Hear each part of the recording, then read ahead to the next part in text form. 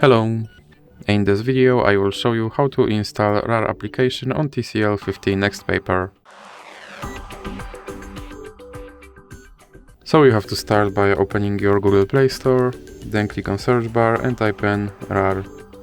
Now click search and click install.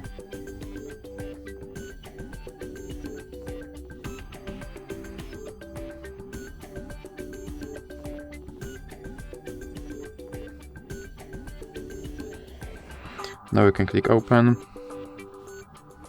and click here to allow this app to manage your files, and now you can go back. Now click allow and click dismiss. And as you can see, my app is now installed and is ready to use. So that's it for this video. If you liked it, please remember to leave a like and subscribe.